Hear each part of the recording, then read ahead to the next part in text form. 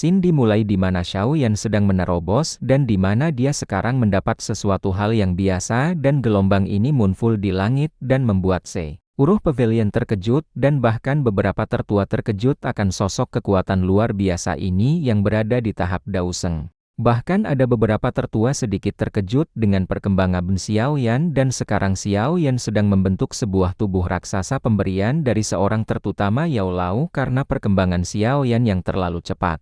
Bahkan Yao Lao terkejut karena Xiao Yan mempelajari teknik tubuh raksasa itu sangat cepat. Pada saat ini Xiao Yan sedang menerobos tingkat lagi akan tetapi sebelum penerobosan ada sesuatu yang terjadi. Sebelum benar-benar menerobos ke langkah selanjutnya akan tetapi ada sesuatu yang aneh dan membuat tubuh raksasa yang Xiao Yan pelajari tiba-tiba mengalami sesuatu. Pada saat untuk benar-benar menerobos ada sesuatu yang membuat penerobosan akan tetapi sebelum benar-benar bisa menerobos ada sesuatu penyebab gagalnya penerobosan. Setelah tubuh raksasa yang dipelajari oleh Xiao Yan kemudian menghilang Yao Lao Pum kemudian segera menjampiri Xiao Yan. Setelah Xiao Yan kemudian keluar dari teknik itu, Yao Lao kemudian datang dan mengatakan bahwa apakah Xiao Yan baik-baik saja dan setelah Xiao Yan pun mengatakan bahwa dia cuman biasa menguasai setengah doang. Dan Xiao mengatakan bahwa jika dia tadi tidak memiliki tubuh yang bagus karena meminum banyak obat mungkin tubuhnya sudah hancur atau mati. Dan kemudian sebelum membahas yang lain lagi, kemudian Yao Lao mengatakan bahwa ternyata rumor pembukaan rentuhan di tempat Bodhisattva itu ternyata akan dibuka lagi. Xiao menanyakan kapan akan kita pergi untuk reruntuhan Bodhisattva kembali dan Yao Lao mengatakan kita akan pergi sekarang dan Medusa dan Xiao Yixian kemudian mengatakan bahwa mereka akan pergi. Dan Yao Lao kemudian mengajak Tian Huo apakah kamu akan pergi? Pergi untuk beristirahat di pavilion dan Tian Huo mengatakan bahwa dia sekarang membutuhkan istirahat dan Yao Lao mengatakan bahwa jika kalian menghadapi masalah besar kalian bisa gunakan token ini nanti Yao Lao akan datang menyelamatkan kalian. Kemudian Xiao Yan dan lainnya sudah pergi dan scene diperlihatkan di mana sekarang kita melihat bahwa ada perebutan buah Bodhi dan mereka berada di Daozun merebut benih Bodhi. Medusa mengatakan mereka sekarang sudah gila hanya demi sebuah benih Bodhi dibanding nyawa mereka sendiri. Setelah itu Xiao Yan datang dan menyampaikan informasi dan mereka kemudian pergi ke suatu tempat dan setelah berada di tempat di mana kabut merah penuh darah merah terkejut bahwa banyak orang di tahap Daozun pada itu ya dan mereka sekarang bingung kabut ini apakah racun atau apa.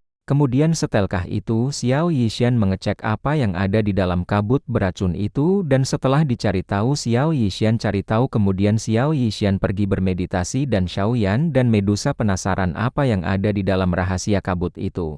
Setelah Xiao Yixian selesai bermeditasi dan mengatakan bahwa yang ada di kabut merah ini bukan racun akan tetapi ternyata sebuah serangga berukuran kecil yang lama-lama mengikis dan menghancurkan Daozun yang ada di sini dan Xiao Yan kemudian memeriksa tubuhnya.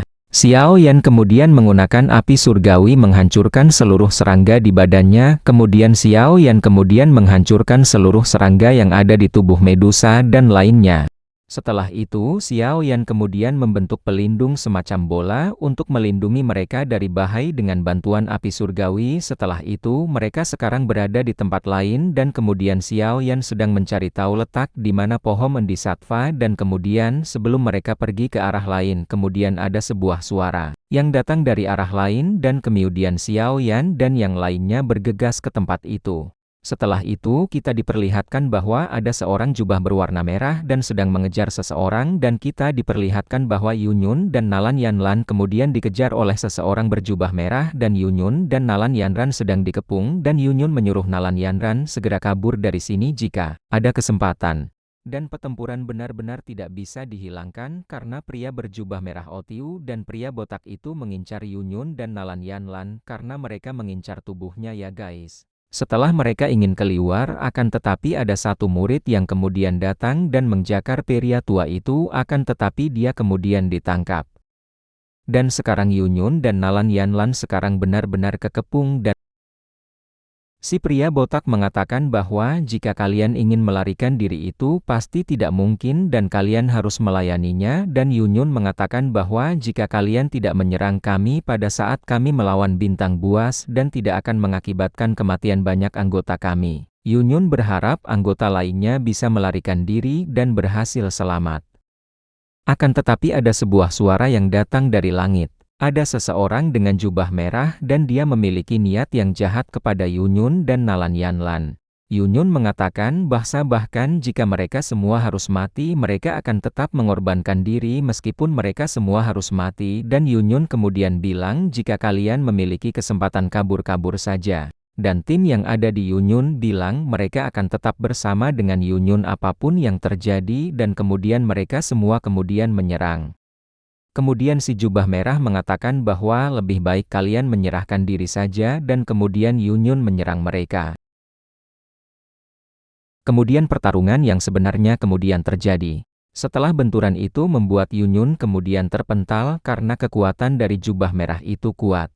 Kemudian karena kecerobohan dari Yanlan yang udah terdorong mundur membuat Yunyun panik, dan kemudian si jubah merah kemudian bermain dari belakang dan membuat Yunyun kemudian dipukul dengan tangannya dan membuat Yunyun terpental.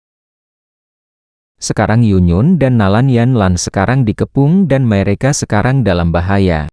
Kemudian si jubah merah mengatakan kalian sangat mempesona, apakah itu ajaran ketua sekte kalian? Sekarang kelompok dari Yunyun dan Nalan Yanlan benar-benar sangat terpojok, dan pada ini Yunyun ingin meledakkan diri akan tetapi dihentikan oleh si botak, dan kemudian Yunyun dan yang lainnya sudah pasrah, akan tetapi setelah itu ada cahaya luar biasa menyinari dan kemudian kita melihat sebuah sosok tangan dan langsung menghancurkan jubah merah.